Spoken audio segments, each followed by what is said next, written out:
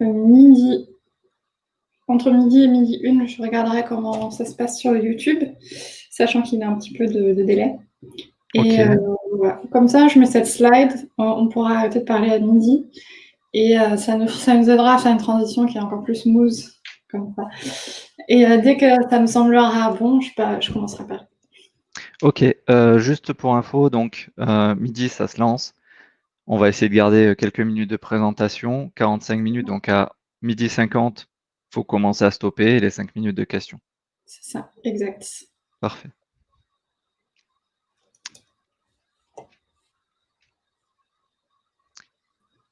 Salut, je vous fais juste un petit hello. Salut.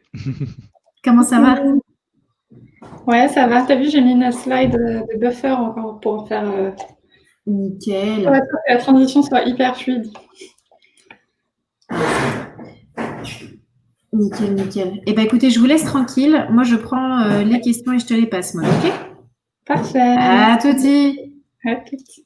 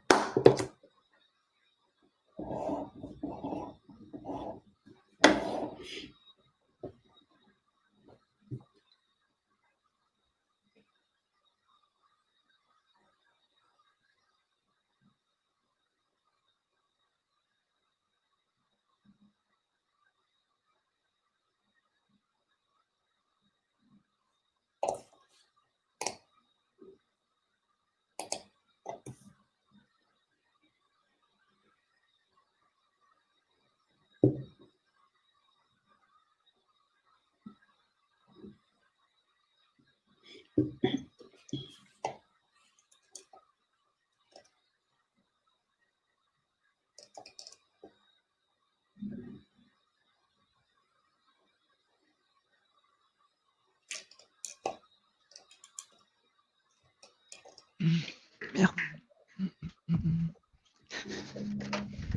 Hop. C'est un truc en urgence. Ça peut être ton anecdote. J'ai pensé à un truc à la con, c'est que j'ai mon aspirateur robot qui se connecte, qui se lance à midi normalement. Alors je l'ai viré de sa base pour pas qu'il se lance, mais je ne suis pas sûr et certain qu'il se lancera pas. Donc je l'ai dégagé. Ça pourrait faire tâche pendant la présentation. C'est vrai que. Enfin, ce serait marrant, mais bon. Et sinon, t'as le Roborock aussi comme moi, c'est ça? Le Roborock, ouais, certainement, c'est celui de Xiaomi, c'est ça? Ouais. Yes. Il y a une application. Enfin, moi, si je voulais l'arrêter, je cliquerais sur l'application où effectivement, si tu appuies sur le bouton pendant un certain temps, le bouton d'arrêt, ça doit fonctionner aussi. Ouais, mais justement, le truc, c'est qu'il va se lancer pendant qu'on part en live. Donc, Et sur l'appli, le problème, c'est que je suis déconnecté. Il faut que je me reconnecte. Ok. Ça m'a déconnecté il y a quelques temps et j'ai fait, j'utilise rarement. Donc, Ok. Bon, allez, je vais faire un petit peu silence et puis on va bientôt démarrer. ok.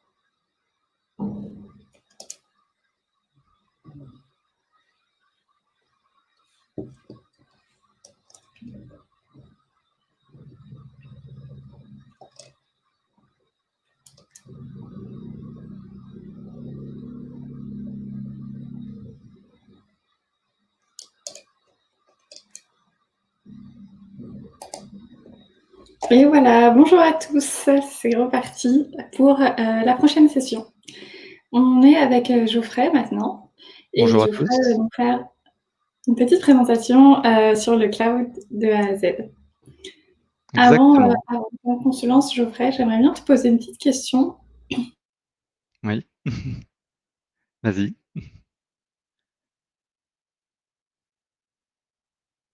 Ah, je crois qu'il y a eu un petit moment de lag.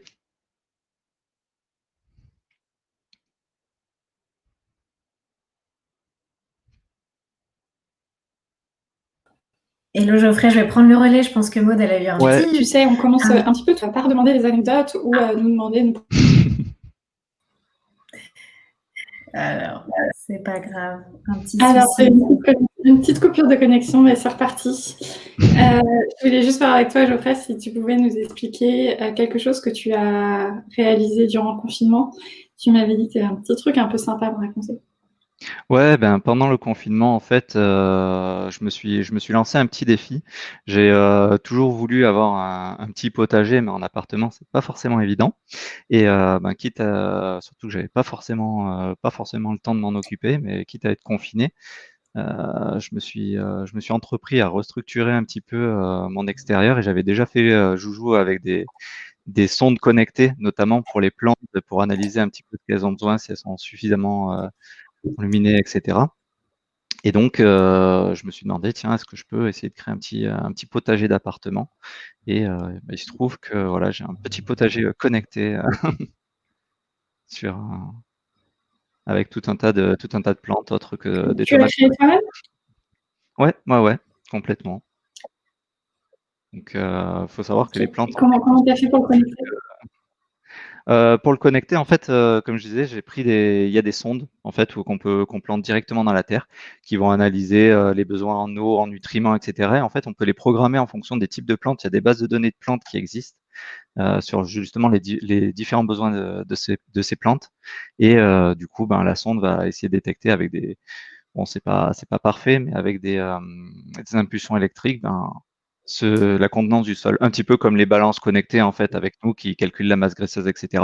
C'est pas parfait, c'est pas des choses scientifiquement extrêmement poussées et qualitatives comme on peut avoir dans les hôpitaux, mais c'est des choses intéressantes.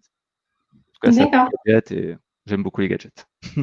Je pense que ça peut faire un bon sujet de talk. Je Exactement. vais laisser l'audience nous dire un petit peu dans le chat si ça vous dit que Geoffrey présente ça une prochaine fois. Si Geoffrey ça te dit, je pense que ça peut être assez sympa. Pourquoi pas? Ok, cool. Donc je vais te redonner la main et puis Ouais. je vais te laisser préparer ta présentation.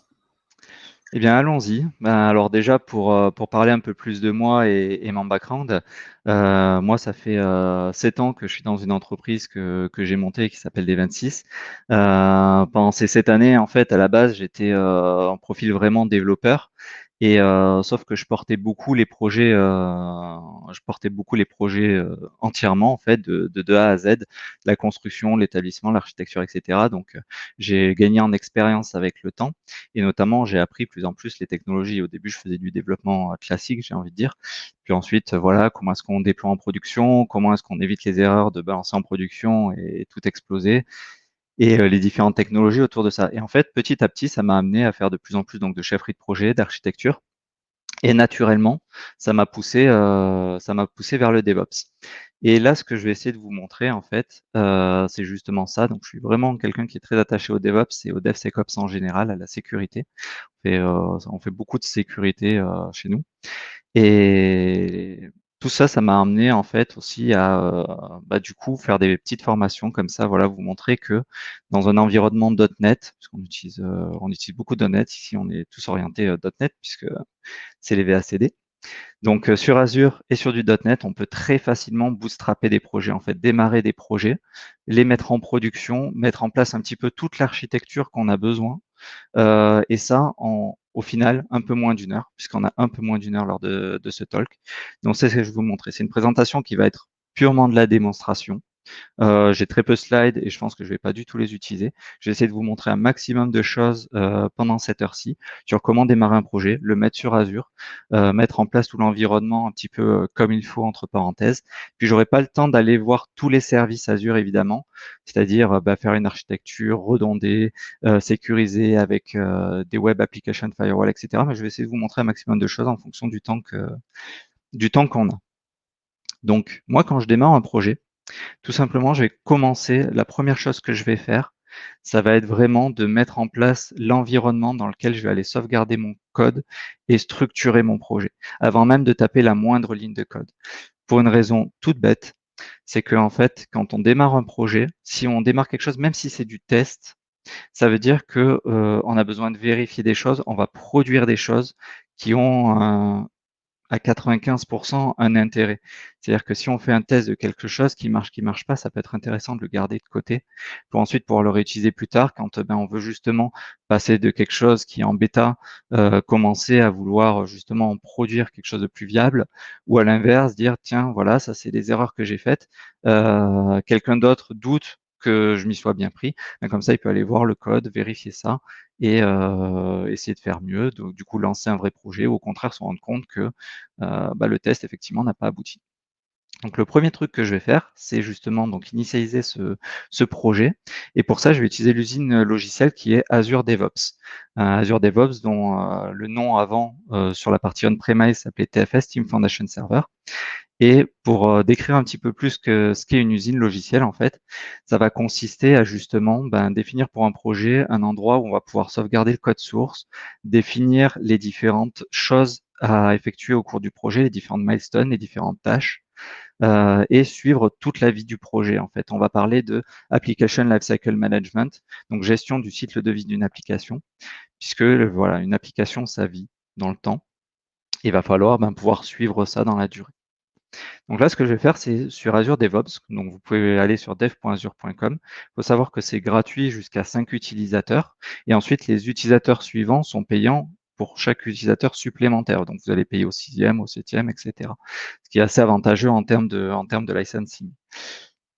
Ce que je vais faire, c'est que je vais créer un nouveau projet, qu'on va appeler Project VACD, par exemple. Et là, ça va initier en fait mon dépôt. Donc, je vais avoir un nouveau dépôt où mettre mon code source et pouvoir structurer mon process selon un process agile, par exemple, et des choses comme ça. Donc voilà, ça c'est un petit peu l'écran de base sur lequel on arrive. Vous voyez, j'ai différentes parties ici sur la gauche. Donc ça, c'est un service Azure, hein. Ça s'intègre directement dans la console Azure et c'est directement connecté notamment à votre Active Directory, donc à votre gestion de compte, votre gestion d'identité et le SSO, le Single Sign-On. Ce que je vais pouvoir avoir ici, je vais avoir un wiki que je vais pouvoir alimenter au cours de mon projet pour pouvoir donner toutes les spécifications. Je vais avoir une partie boards qui est assez intéressante puisque ça va être tout le suivi de mon projet, les différentes tâches à faire, les remontées de bugs, l'organisation de mon projet sur le plus ou moins long terme, les trucs à régler de suite, mais aussi où est-ce qu'on veut être dans un an.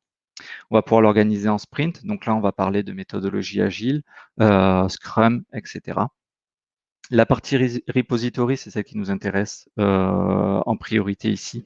Ça va être la sauvegarde du code. Donc ici, on va être derrière principalement du Git. Donc je vais pouvoir sauvegarder mon code, l'envoyer, le partager, travailler en équipe avec, gérer mes branches, etc. Enfin, toute la gestion classique de Git.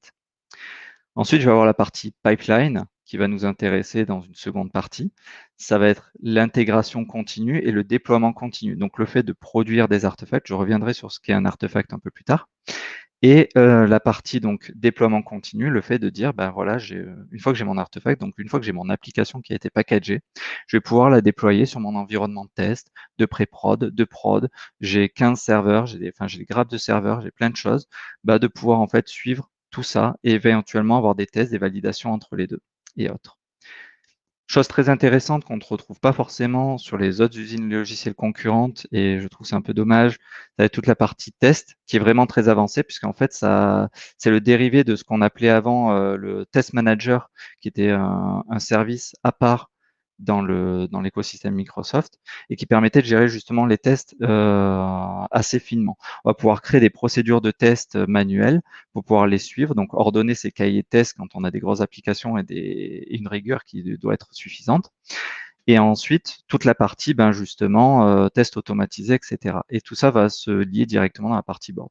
Et Artefact, c'est si vous avez justement la partie Artefact va gérer toute la partie, comment dire, flux, en fait, package manager, voilà, type NPM, Nugget et autres. Si jamais vous déployez vos propres applications, vous allez pouvoir gérer ces flux-là en fonction de quelles applications vous autorisez ou pas depuis l'extérieur, mais surtout, si vous avez vos propres librairies, vous allez pouvoir créer vos propres flux de package manager et venir les alimenter, les versionner et autres. Et les mettre à disposition au public si besoin ou les garder privés. Donc, ce que je vais faire, je vais initialiser mon dépôt. Et je vais initialiser mon dépôt de façon vraiment basique. Je vais mettre un README et un Gitignore qui sera vide. Et là, j'ai initialisé mon dépôt pour le code. Ce que je vais pouvoir faire, c'est directement cliquer sur le bouton clone et choisir ici quelle IDE j'utilise, quel est mon IDE favori pour venir cloner le projet sur mon PC. Et ça, c'est ce qui est vraiment bien, je trouve, dans l'environnement Microsoft, c'est que avant, j'utilisais des outils autres que Microsoft. J'étais notamment un expert sur la partie Atlassian, donc Jira, Bitbucket, Bamboo, et Confluence. Mais c'est vrai que le fait d'avoir plusieurs outils tiers qui doivent s'interconnecter ensemble, c'est un petit peu compliqué. Donc là, voilà, il me demande où est-ce que je veux cloner le projet. Ce qui est avantageux avec le tout Microsoft, c'est vraiment que avec cette partie SSO notamment, en fait, j'ai mes outils, ils s'interconnectent entre eux. À partir du moment où j'utilise le même compte, j'ai les bons droits, boum, je demande l'autorisation d'un process à l'autre, ça se fait automatiquement. Genre là, typiquement, mon IDE doit venir se connecter à Azure DevOps. J'ai pas besoin de rentrer mes credentials. De suite, c'est le même compte. Du coup, j'ai les autorisations. Là où, par exemple, sur la plupart des process guides, justement, on a un compte par service. On a peut-être un compte sur l'IDE, mais on a un autre compte pour se connecter à Git. Donc là, il est en train de cloner mon projet. Et voilà, j'ai bien mon projet qui a été cloné. Donc, une fois que j'ai cloné mon projet, ce que je vais faire, enfin, mon dépôt Git, je vais créer une nouvelle application, donc une nouvelle application web en .NET Core principalement, puisque comme ça, j'ai quelque chose de cross-platform. Hop, on va l'appeler là encore Project VACD Web App. Je vais choisir dans quoi je le mets.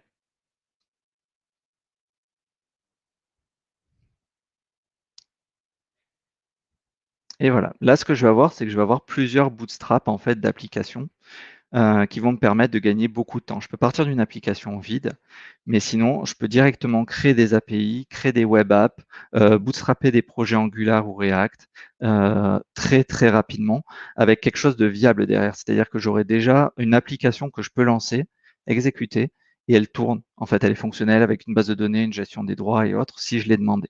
Je peux avoir des templates autres si besoin. Je peux choisir certaines authentifications. Donc, soit on a une identification qui va être classique en base de données, comme la plupart des applications, mais si je fais par exemple un intranet ou pour un besoin spécifique, je peux me connecter à mon Azure AD très facilement. Et du coup, utiliser le single sign-on de Microsoft, de Azure, pour m'identifier dans l'application, ce qui est assez avantageux. Donc là, je vais faire un truc classique avec les comptes en base de données. Pareil, je peux utiliser du Docker. Et on va le voir tout à l'heure dans le déploiement sur Azure, que ça peut avoir son importance, que ça peut être intéressant. Je peux directement dire que mon projet va être bootstrapé avec Docker. Et donc, j'aurai un Docker file. Et quand je vais exécuter le truc sur Visual Studio, je l'exécuterai au sein de Docker. Quand je le déploierai, ça sera une machine Docker. Et donc, un Docker qui soit basé sur Linux ou sur Windows. Hop là. J'ai mis Slick. J'ai mis Slick. Et du coup, je ne vais pas faire ça. Pour les besoins de la démo, je vais juste recréer le projet en fait. Je vais créer le projet sans Docker. Project VACD Web App. On va l'appeler 2 pour gagner du temps. Et là, en fait, ce que je vais faire, c'est juste, je vais avoir plusieurs projets au sein d'une même solution. Ce qui peut être assez intéressant, mais ce n'est pas forcément le sujet aujourd'hui. Donc là, voilà, déjà en quelques minutes, j'ai créé à la fois mon dépôt de code et aussi mon application web qui est parfaitement fonctionnel. C'est-à-dire qu'ici, alors ça, c'est une petite erreur que j'ai vue tout à l'heure, un petit problème. Quand on crée le projet pour la première fois, étrangement, on n'a pas moyen de l'exécuter de suite. Donc, il faut juste que je le réouvre avec Visual Studio.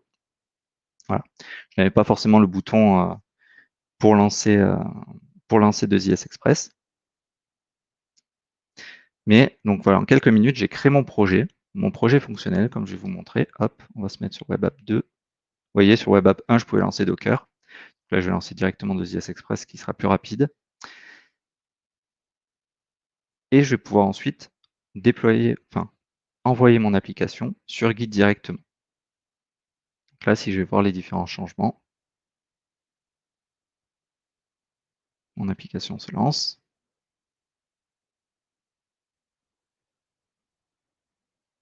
Ça prend quelques secondes la première fois. Voilà. Donc c'est un Bootstrap classique hein, avec les différentes pages, le moyen de m'enregistrer, de me loguer, les connexions à la base de données, tout est sécurisé. Il y a la gestion des rôles qui est prévue, etc. Enfin, un vrai Bootstrap d'application pour vraiment gagner du temps, notamment sur tout ce qui est gestion d'identité. Je trouve ça c'est vraiment très intéressant.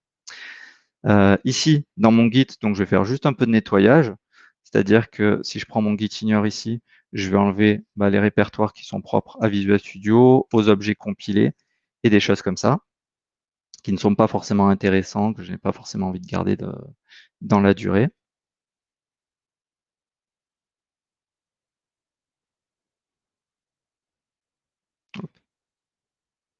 C'est que je n'avais pas sauvegardé ce fichier-là. Voilà. Et je vais faire mon premier commit, tout simplement.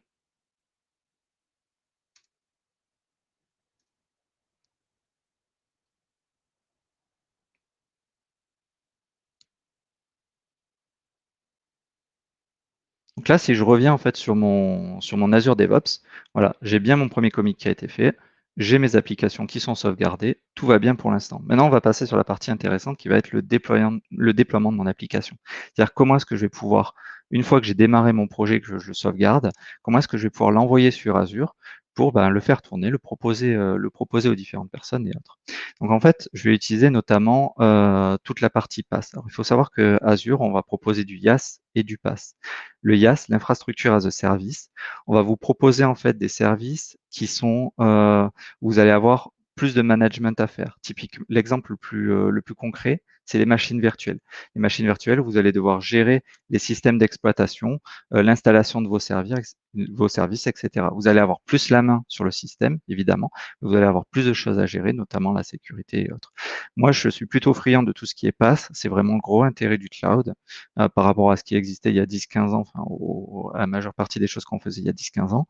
C'est qu'avec le PaaS, en fait, vous allez juste déployer vos applications et vous occuper de quasiment rien. Quand vous avez besoin d'une base de données, vous allez dire j'ai besoin d'une base de données, je gère ce qu'il y a à l'intérieur de ma base de données, mais après, la base de données en elle-même, la gestion des mises à jour, de la sécurité et autres, c'est pas moi qui m'en occupe.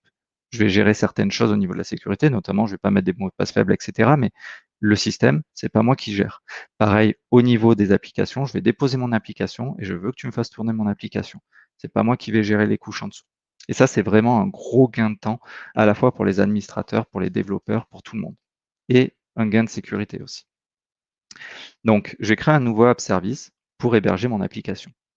Comment ça va se passer? Typiquement, là, voilà, j'ai créé un ressource group démo VACD. Donc, les ressources groupes, pour rappel, c'est juste des entités logiques qui vont vous permettre de gérer plus facilement la facturation, mais aussi la destruction. Si jamais à un moment, voilà, là, je fais une démo.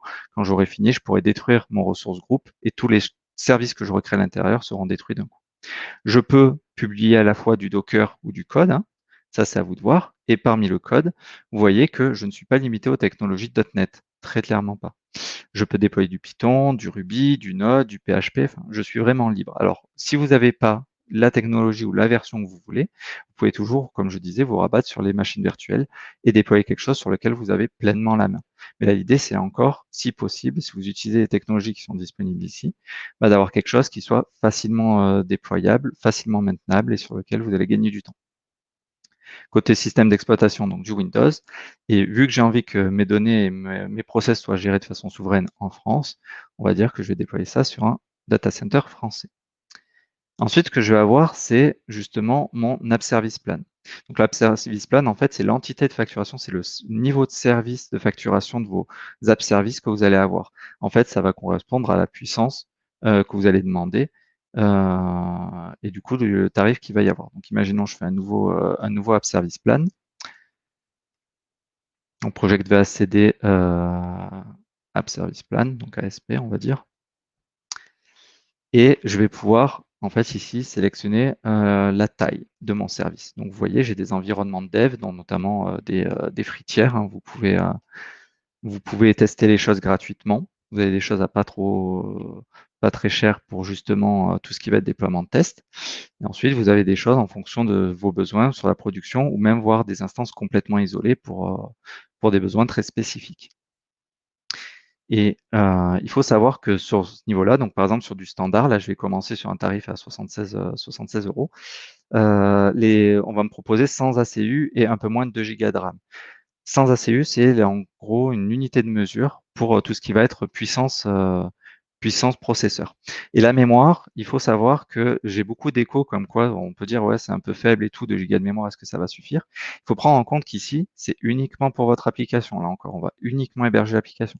C'est-à-dire que tout ce qui est mémoire consommée en général pour vos systèmes, pour vos services tiers, qui sont au final d'autres services Azure ou qui sont directement intégrés dedans, tout ça ne va pas consommer de la mémoire. Pareil, la base de données est un service à part, donc je n'ai pas besoin de prévoir la mémoire pour la base de données ici. C'est vraiment uniquement pour mon application. Donc je vais créer ici mon app service plan et le service attaché. Je vais mettre en place Application Insight. Si j'ai le temps, je vous parlerai un petit peu plus de ça. C'est un collecteur de logs pour vos applications qui va vous permettre de monitorer votre application à la fois du point de vue système, puisqu'il va vérifier voilà, si votre application tourne bien. Il va vérifier si jamais vous avez des messages d'erreur dans vos applications et récupérer les stack traces. Et en plus de ça, vous allez pouvoir alimenter dans votre application des logs personnalisés pour remonter dans App Insight et au final, dans App Insight, avoir une vue globale du fonctionnement de votre application, qui est donc un service extrêmement intéressant, extrêmement utile pour les développeurs et même toutes les personnes qui sont amenées à monitorer de l'application. Donc voilà, là j'ai mon service qui a été créé, donc mon app service. Et si je vais justement dessus, alors, pourquoi je ne le vois pas?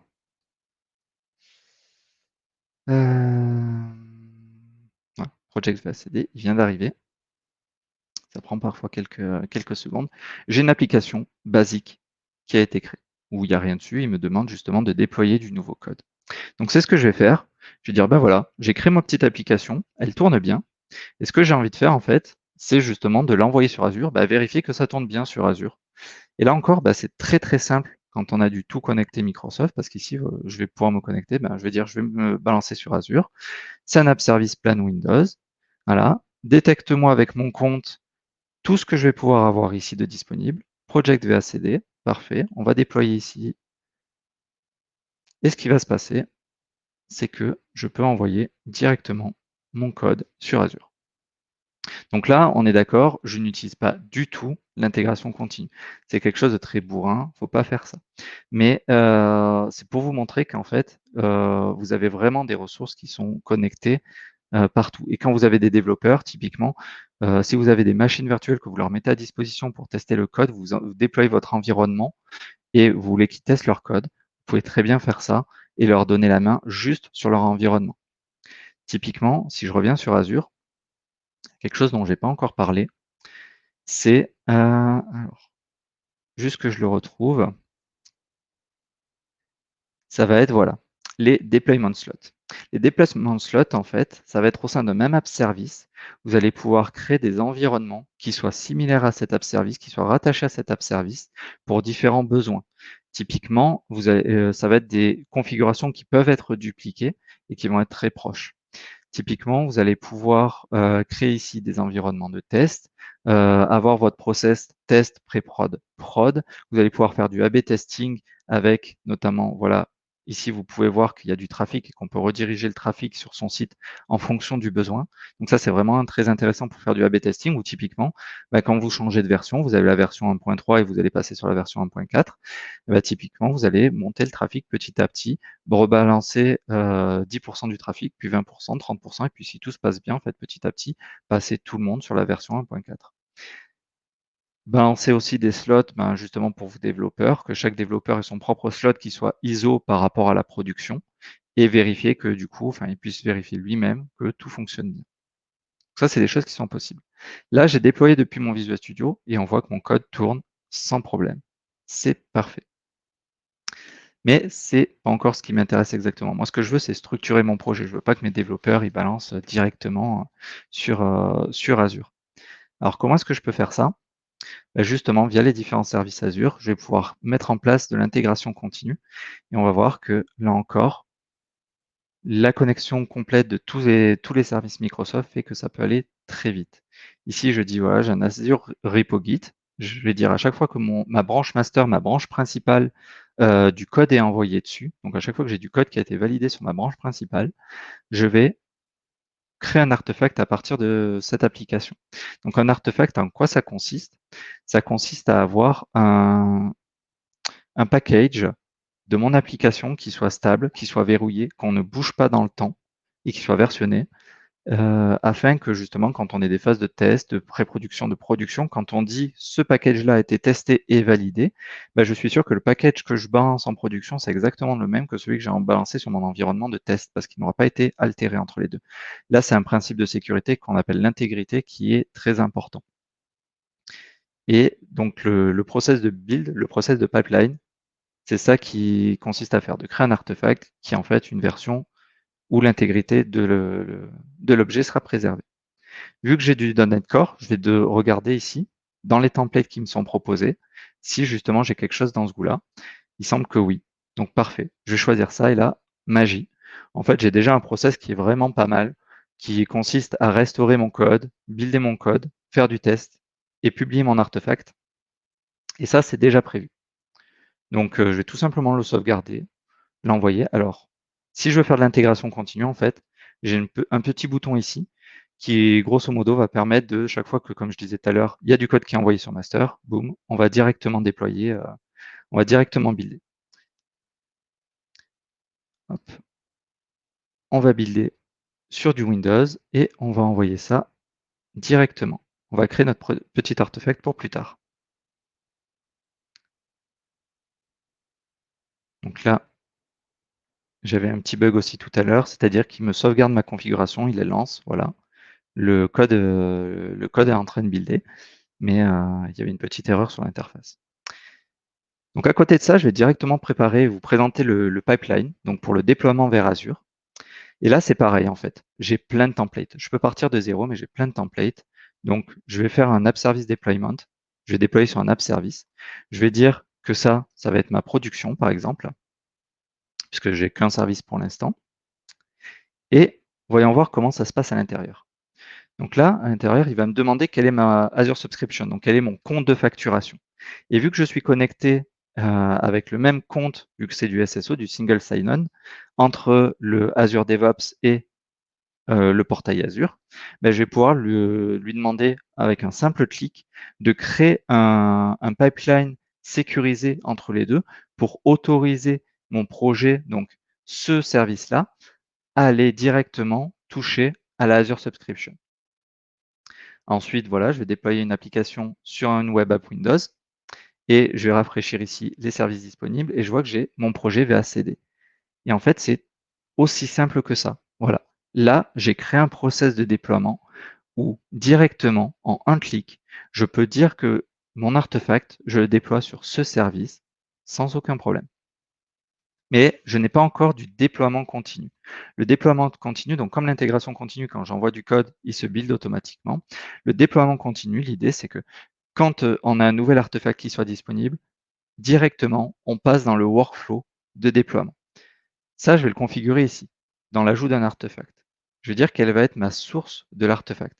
Et typiquement, là, je vais pointer le pipeline que j'ai fait précédemment. Donc là, j'ai choisi mon pipeline. Et puis, si je vais chercher du côté des triggers, je peux dire, voilà, déploiement continu.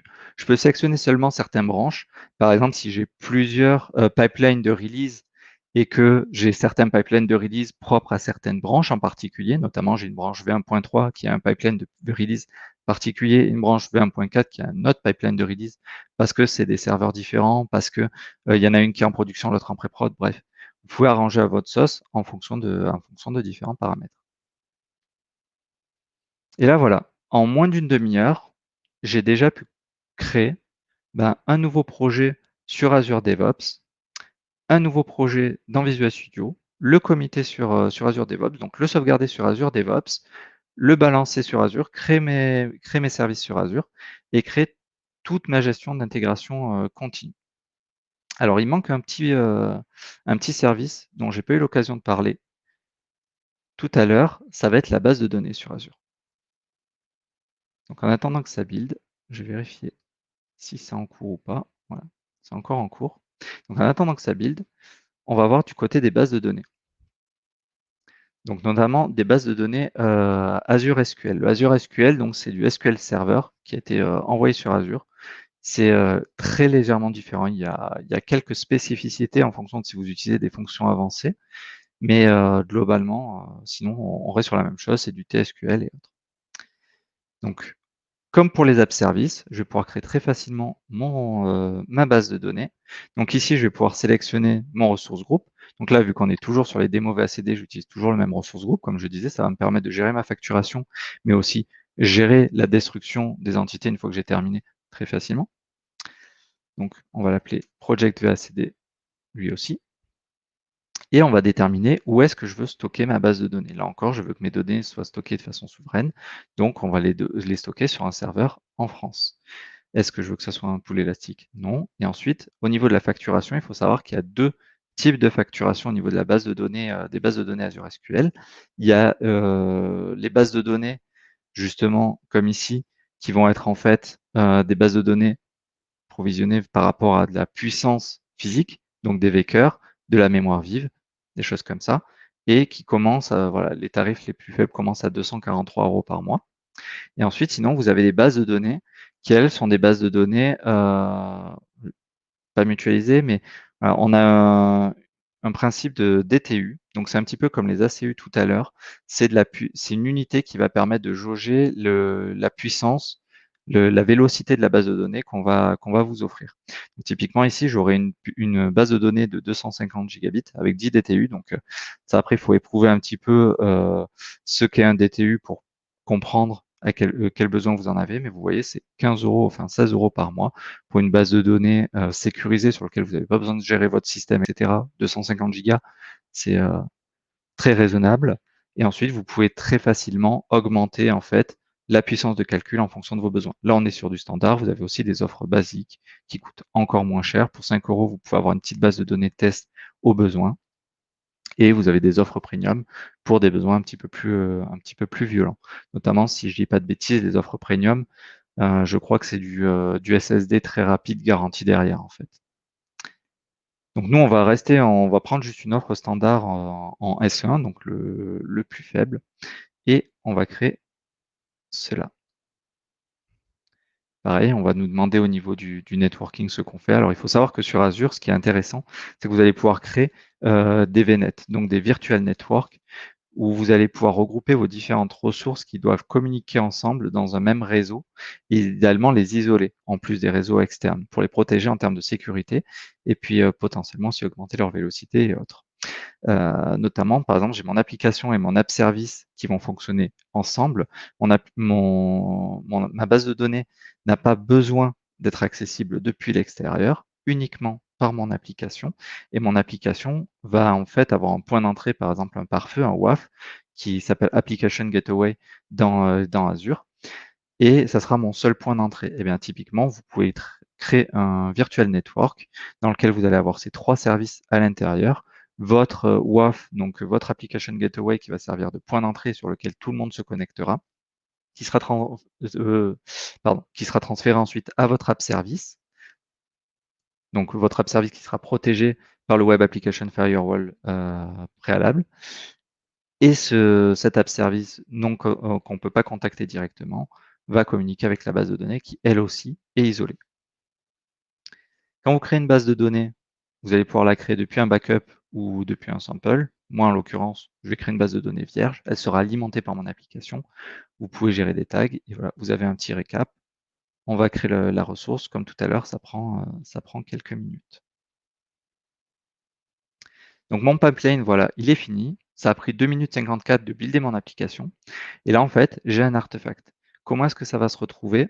Ah, effet démo. Donc visiblement, l'intégration, le déploiement continu a été fait directement. Il a bien, bien lancé le déploiement, mais par contre, visiblement, le service a fail. Oui, puisqu'en fait, j'ai créé plusieurs applications et j'ai mal géré la façon dont elles allaient être déployées. C'est pas grave, ça va me permettre justement de, à la limite, nettoyer un petit peu tout ça et de vous montrer que justement, le déploiement et l'intégration continue vont fonctionner correctement. Donc je vais juste créer dans les fichiers, nettoyer un petit peu l'ensemble. J'essaie de vous glisser la fenêtre.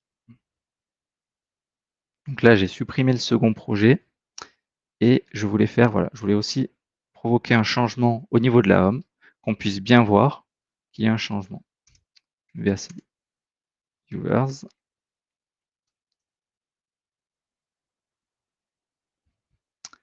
Hop. Donc, je sauvegarde tous mes changements sur mon dépôt.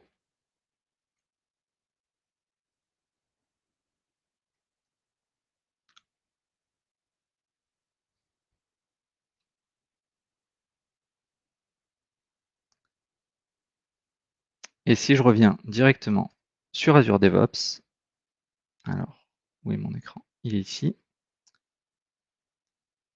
J'ai mon code qui a été mis à jour. J'ai mon pipeline qui est envoyé. Et normalement, tout à l'heure, on va voir que justement mon application va se déployer. Donc là, j'ai ma base de données qui a été créée. J'essaie vraiment de vous montrer un maximum de choses sur les services pendant les quelques minutes qui nous restent. Là, j'ai ma base de données qui a été créée. Et en fait, si je vais venir voir cette fameuse base de données, ce que je vais avoir, c'est, alors, hop, je vais pouvoir récupérer directement ma connection string à mettre en place dans mon code pour justement pouvoir aller taper dessus, aller chercher les informations. Mais dans un process d'intégration continue, une des erreurs qu'on a l'habitude de voir quand on fait des audits, c'est que cette connection string, en fait, on la retrouve souvent directement dans le code source et notamment dans les dépôts, en fait, qui peut être plus ou moins caché, mais on la retrouve vraiment souvent dans les dépôts. On peut la retrouver aussi parfois de façon un peu plus propre, c'est-à-dire directement dans la gestion du pipeline ou des releases, c'est-à-dire que cette information-là, cette chaîne de caractères qui va permettre de se connecter à la base de données, elle va être alimentée directement pendant le process de build et envoyée, injectée dans le code pour éviter que les développeurs ne puissent la récupérer. Mais toutes les personnes qui ont accès à ces pipelines, souvent ces pipelines ne sont pas suffisamment protégés et du coup, les personnes qui ont accès peuvent récupérer cette information. Le problème quand on fait ça, quand cette information est accessible, c'est que souvent, le moindre stagiaire, la moindre personne sur laquelle on n'a pas forcément confiance peut récupérer cette chaîne de caractères et avoir la base de données de production disponible. Alors avec potentiellement du filtrage IP, mais si la personne est dans l'entreprise et que vous avez autorisé les IP de l'entreprise à y accéder, ça rend la protection caduque. Donc quelque chose qui est très intéressant en fait au niveau des app services, en termes de sécurité, c'est que dans les configurations des app services, vous allez pouvoir voir ici que vous allez changer plein de variables d'environnement de votre application et vous allez pouvoir les changer à la volée. Et ça, c'est un gros avantage parce que vous allez pouvoir avoir la main sur votre application en fonction de l'endroit où vous allez les déployer. Vous avez plusieurs app services, vous voulez que votre application fonctionne légèrement différemment en fonction des variables d'environnement, vous allez pouvoir les ajuster directement ici et pas forcément créer des builds et des artefacts différents en fonction de vos déploiements. Ce qui soulage beaucoup le management de la chose. Vous avez moins d'artefacts à gérer, moins de déploiements à problème, c'est toujours le même package. Par contre, la variable d'environnement est directement mise à l'endroit où il faut. Et donc ici, on a une partie spécifique pour les variables d'environnement qui sont les connection strings et sur lesquelles vous allez pouvoir directement donc, mettre votre connection string. Et ceci va remplacer la connection string que vous aviez mis au préalable dans votre code. Ce qui fait que dans votre code, donc si je reprends mon projet, typiquement, je vais vous montrer où est cette fameuse connection string. Ici, dans mon app setting, j'ai une connection string qui dit je vais me connecter à une base de données en local, qui est ma base de données à moi. Et chaque développeur a sa base de données à soi, comme ça. Mais du coup, pour fonctionner avec la production, il faut bien changer ça. Et en fait, vous allez pouvoir le faire directement ici en disant, ben voilà, ma connection string, c'est du SQL Azure. Ici, je l'ai appelé default connection. Donc, par exemple, ma connection string, voilà, c'est default connection. Et je copie-colle le code qu'on m'a envoyé tout à l'heure, sachant que il faut juste remplacer le mot de passe qui est mis dans la connection string par votre mot de passe à vous. Et si directement mon application va se connecter à la bonne base de données. Et ça, c'est bien plus sécurisé. Parce qu'au final, de toute façon, la personne qui, en termes de sécurité, qui a accès à l'app service, elle va contrôler votre application. Donc au final, vous ne donnez pas plus de droits à une personne que ce qu'elle n'en a déjà de ce côté-là.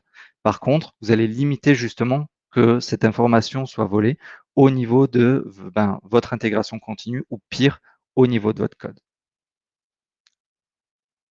Donc, je vais revenir sur mon pipeline. Voilà, cette fois, le pipeline a pris 1 minute 20 pour être exécuté.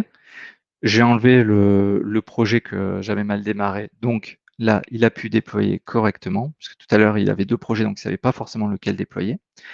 Là, il n'y en avait qu'un, il a trouvé le bon. Et si je retourne sur ma home page et que je recharge, voilà. Donc on voit bien que la petite mise à jour que j'ai faite, c'est déployé automatiquement et vous avez vu, j'ai eu rien à faire. Je vous ai expliqué au final comment marchaient les configurations des app services et vous avez pas du tout, je me suis pas du tout occupé de ce qui se passait du côté de VACD. Et ça, c'est un vrai confort. Tout ça, au final, là encore, je le répète, en moins d'une heure. Là, j'ai vraiment bootstrappé un projet de A à Z. En moins de 40 minutes, vous pouvez lancer quelque chose. C'est pour ça que je disais au début, dès que vous avez quelque chose, une petite application ou quoi, vraiment, prenez le temps de faire ça. Ça va permettre de structurer votre projet, de structurer dans le long terme, de structurer votre équipe aussi. Si tout le monde apprend comment le faire, au final, ça va assez vite. Et tout le monde maîtrise un petit peu ce process. Et voilà, c'est plein de bonnes choses et ça prend pas forcément beaucoup de temps. L'argument de j'ai pas le temps de faire ça n'est pas toujours valable.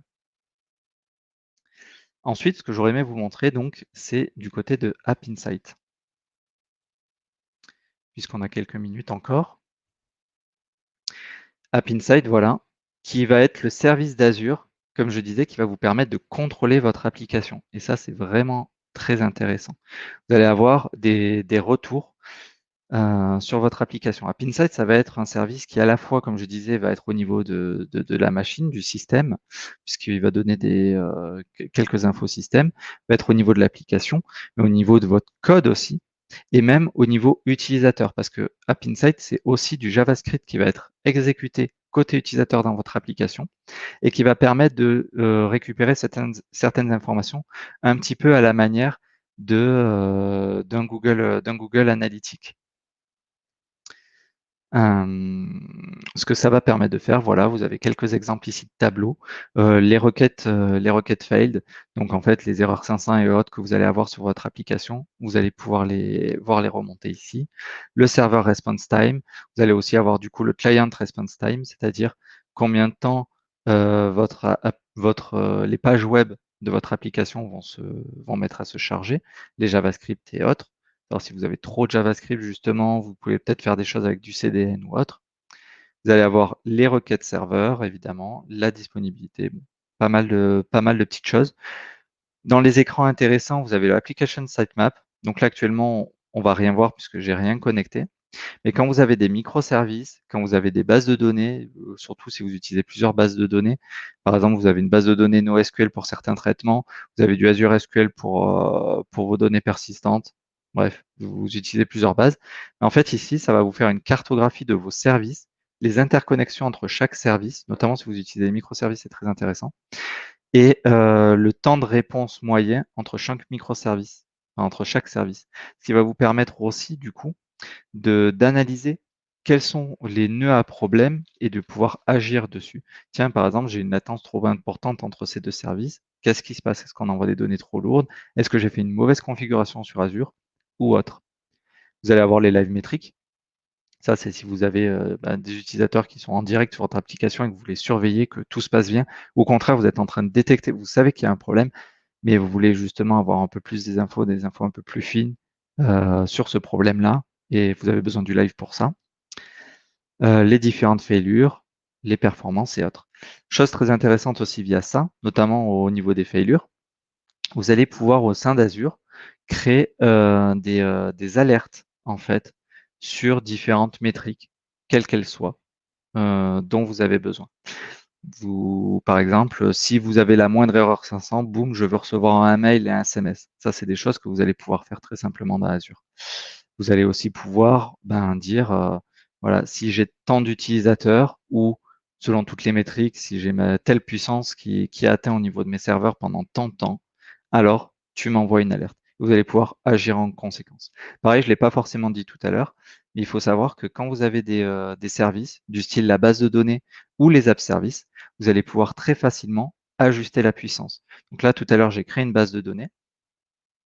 Vous voyez, j'ai plein d'interconnexions très simples avec Microsoft, avec les autres outils Microsoft, par exemple du Power BI ou autre.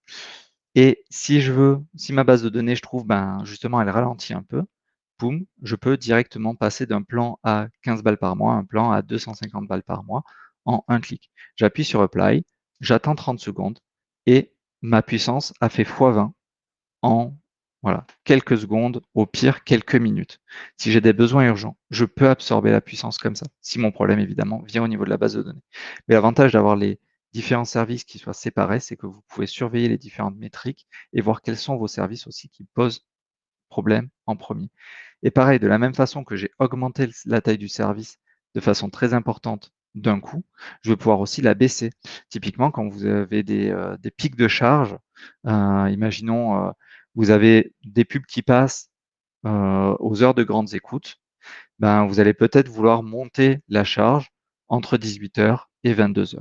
Du coup, vous allez passer sur un plan à, imaginons, 20 DTU pendant de 22h à 18h, voire même avoir plusieurs phases, hein, une phase pendant la nuit qui est très légère, une phase pendant la journée qui est un peu plus élevée, et une phase pendant les heures de grandes écoutes où il y a vos pubs qui passent, qui soit extrêmement importante, tout ça pour absorber la charge.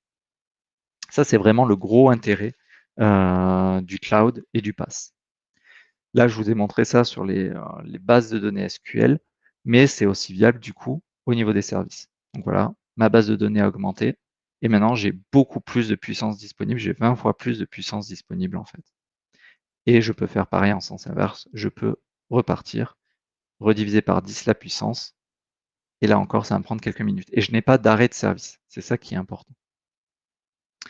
Je vois qu'en termes d'horaire, on est à peu près bon, on va bientôt passer sur les questions. Donc je ne sais pas si Maud, tu avais pu récupérer quelques questions? Oui, tout à fait. Donc Parfait. on a une question de Mathias. Donc sa question, c'est en plusieurs questions et je vais commencer.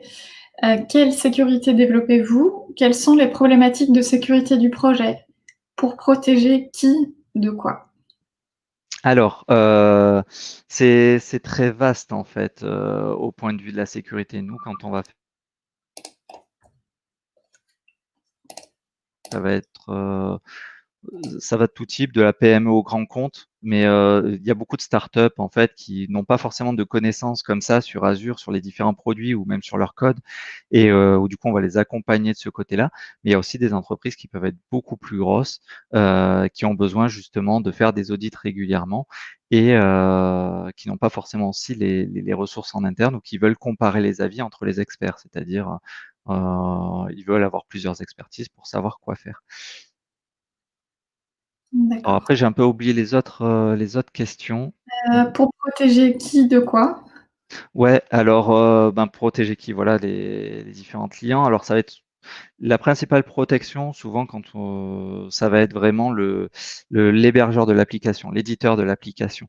Ça va être aussi évidemment pour protéger les utilisateurs finaux, mais l'éditeur de l'application a souvent de grosses craintes vis-à-vis de lui de ce qui a été fait au préalable et que ça soit mal fait.